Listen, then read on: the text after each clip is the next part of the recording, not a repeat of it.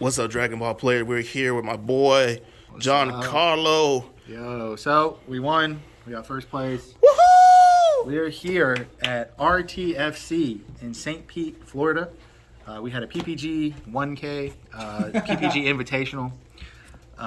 So let's just get into the deck. Obviously, right? Just get into the deck. It is what it is. It's the last hurrah, guys. The last. Hey, look, like Juan said in his profile, which is probably going to be uploaded like the day before or after this, we don't really need to explain a lot of the cards. Instead, I'm going to like go through the deck, talk about some things that I like about the deck, and I'm going to talk about my matchups. And then I would like to talk about how the deck moves forward. So I'll try not to take up too much time. Okay, what? Gohan Icarus. It's good. We know him. Good stuff. Ford Higher Dragon. Duh.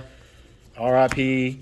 Duh. R.I.P. Tupac. Okay, so what I do is I do play the Bojack package. So this is primarily played because it is a Bojack Brigade. So this dude says if there's a Bojack Brigade in your energy, he is a free arrival enabler as well as a check land. So generally this is the best card I can charge turn one. Also, he is when you arrival him, you rest one of their cards and then they mill one. That is really good defensively, and then he blocks. So this dude by himself generally stops 2 attacks. So this dude is no slouch.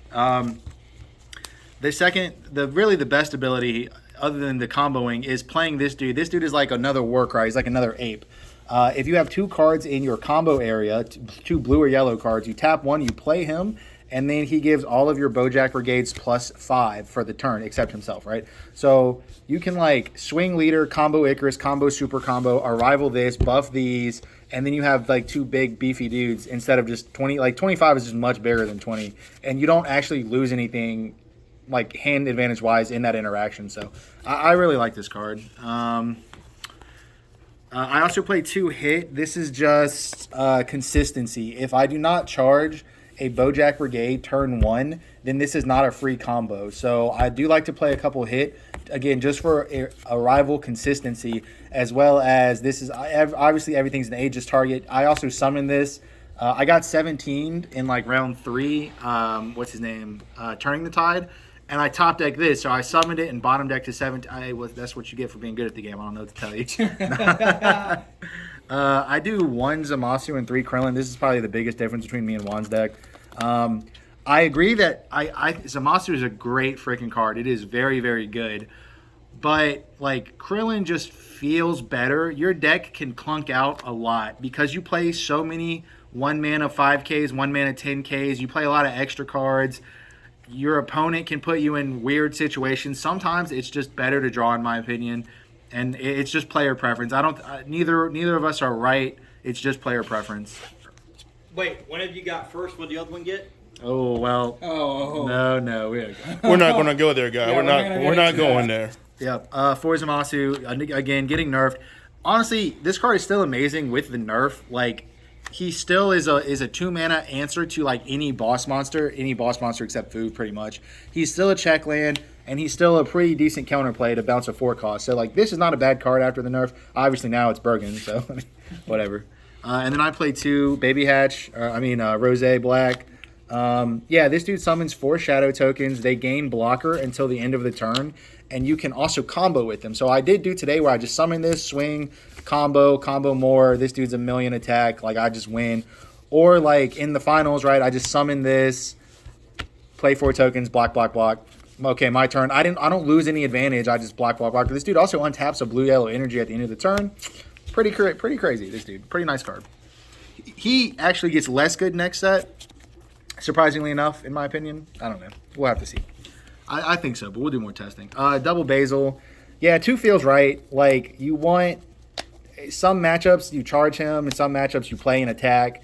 He's a 19k dual attack cycle. You swing Bean. He's a 24k. He's good. Like, again, Basil's good. We've kind of known that for a while. I play 3 Riposte. I think Riposte is insane in the mirror match. Just by resting your opponent's cards, you just like cut off their options. And so like Riposte is also really good at protecting Unison. So like I can play my Unison and then just Riposte, and they generally won't be able to kill my Unison. So I think this card's really good in the mirror. And obviously, like I played against King Cold, I just sided him out. Like, yeah, we're not gonna play this against King Cold. They just rest their field spells. I guess secret rares. One cooler. I really feel like you want to. It's a like I only play one because I always see it. I don't know how else to say it. I'm only playing like 52 cards, I think, maybe 54. So I tend to see like my cards a lot because the deck draws so much. And I just kind of feel like one cooler is all I ever really need. The biggest thing you're going to hit is a Floodgate. So it's not just Baby Hatch, but it's like Topo. Those are cards that come out in the later game, meaning I'll have more turns to draw this. Annihilator is kind of broken. This is actually one card I really wish they had banned.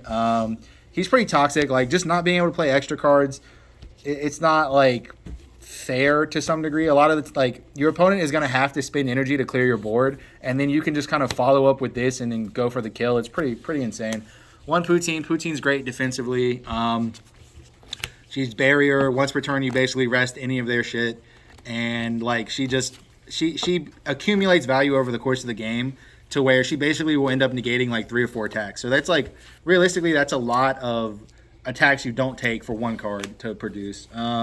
Triple Warcry, I feel like 3 is right. It just, it's good. You can bean Warcry and not lose any advantage. You can age this Warcry and kind of just steamroll. Warcry is the best at attacking unisons. This card's pretty nuts.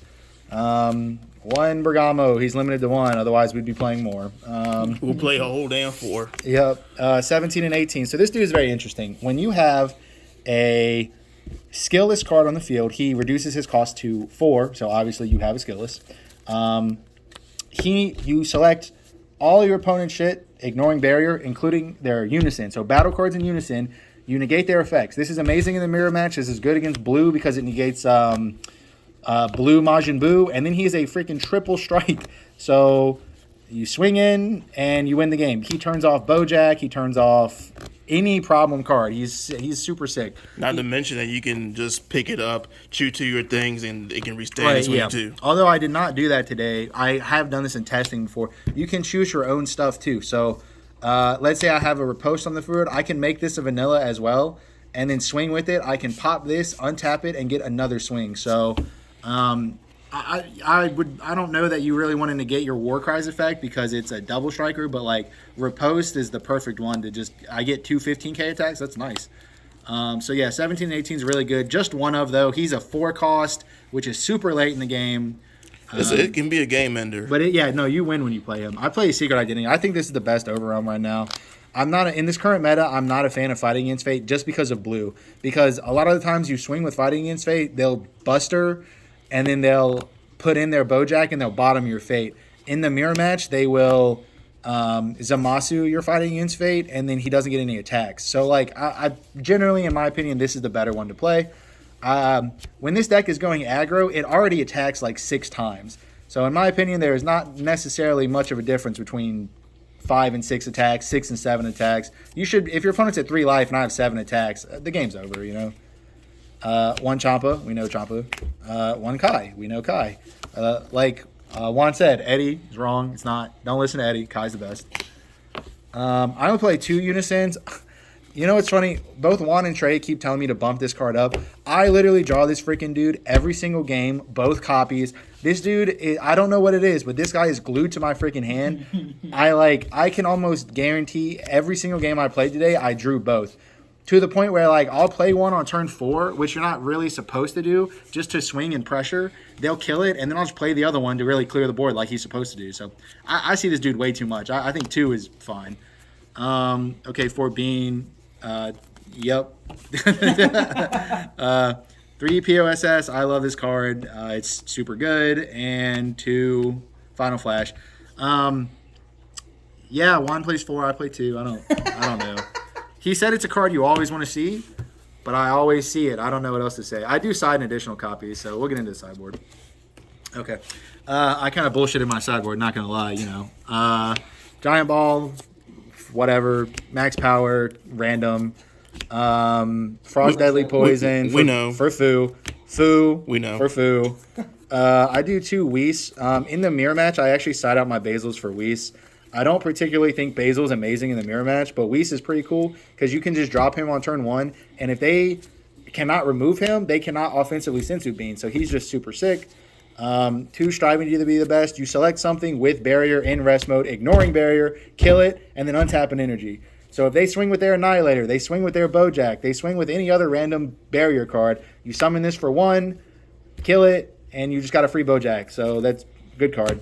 A T-Blow. This is for like any deck that plays Topo, basically, because when you T-Blow Topo, it still negates the attack, but they don't get the Floodgate effect. Any Topo card. So there's Boo, Topo, Oceanus, whatever. Another Flash for whatever. The mirror match, obviously. Zeno. Spicy. This is for SS4, right? The way SS4 ramp beats this deck is with Tragedy Overgrown or whatever that field spell is called. So when they play Tragedy, you put all of your battle cards in your energy. So rule number 1, it's very important not to leave a Poutine up, because if Poutine goes in your energy, it turns off your Krillin super combo. So I don't play this against SS4 for that exact reason. But anyway, so basically they give me like 8 energy, and then Tragedy says you can't play anything that's 4 cost or less. 4 cost or more, excuse me. So because they just gave me 10 energy, I tap 5 for Zeno, wipe their board, including their Tragedy, and then I just go in with like a rival Bojack. He works pretty good in testing. You can't use his +2, which is silly, but he only costs 2 blue, and after they give you like 10 energy, you're going to have 2 blue. A couple more cards. Undying Spirit. This is for red. When they crown, you respond with this. You don't bounce their crown. You theoretically bounce something else, and then you untap one of your blue-yellow energy. This is probably good in other matchups, too. I would have to think about it. And then, 2 Son Goku forever in our memories. Against Cooler Mill, first of all, Cooler Mill sucks. I don't care what Trey and Legends and Eddie and Steven and who else is on our team? Who else plays Cooler Mill? I feel like there's more. Oh, and Frisco. Cooler Mill sucks, okay? But you can side this card. You know what I'm saying? That's it. Like what it does is anything 5 cost or less, it negates it. This is not like a pin. This just stops pending autos. This is not like Sin Shinron. This is a skill drain. If you're familiar with Yu-Gi-Oh, this is a total skill drain. But what it doesn't stop is 7-drop Bojack. What it doesn't stop is this dude. It doesn't stop your counter effect with Zamasu. So you still get basically the best effects in your deck. Really, the only thing you miss out on is your Warcry's Rest, which sucks. I mean, generally, if I'm going to side this in, I'm going to side out my Rosés because these 2 cards conflict horribly. But this is a super sick card in that matchup. When you play it, it turns off their whole deck. You just need to make sure that their board is clear when you play this, because if you swing and they play a bunch of coolers and then you play this, they'll just kill it. So you got to be careful when you play this, but you can do it. So that was main board, sideboard. What were matchups? It was a relatively small tournament. What did I play? I don't even remember. We know you played Gogeta Zeno, didn't you? Yeah, I played Gogeta Zeno in finals. Shout out to that dude. You played King Cold. I played King Cold. Quarterfinals. Semifinals, quarterfinals, whatever. I don't know. Shout out to Dylan. Our teammate Dylan was playing Krillin, and we actually drew. So that was the only game I'd actually dropped today. He got me with the 17 game 1. You know, it happens. I'm not siding Jaren. We played, yeah. Whatever, it doesn't matter. So moving forward, I think your options are either going mono yellow or switching leaders. Go Tanks and Soul Striker with energy manipulation definitely just make up for the Bojack. Like, this deck is extremely heavy. Your cards cost a lot of energy, so you can't necessarily get away with just Icarus not, like, untapping energy. Go Tanks, although it draws less, you get an untap 2, which is extremely aggressive. And then, Soul Striker obviously is Soul Striker. Now that this is out of the meta, essentially, this Zamasu, now that this doesn't hit Unison, Soul Striker is a much better deck. So Blue-Yellow Soul Striker is probably a choice. I have been playtesting Mono-Yellow Icarus. I really like Mono-Yellow Icarus. Somehow it draws more cards than Blue-Yellow. I think normally I have like 18 cards in hand. So I think that's pretty much where you're looking to go with the deck from here. So shout out PPG. I'm not wearing my jersey, so I'm sure Eddie will be upset with me in the deck profile. But shout out PPG, of course. I already shouted out everybody in the team when I said Cooler sucked, but of course, we are here at RTFC. Shout out to the Don John, always repping us. He takes good care of us. He's a great TO, great for the community. Other than that, thanks for watching. And you want to put it? You want to put it back over here? No. He's trying to look at all the shiny cards. Oh yeah, show off all them damn freaking $1 million over there. Show that off. Sheesh. Yeah. But other than that, thank you for watching, and I hope y'all have a good one.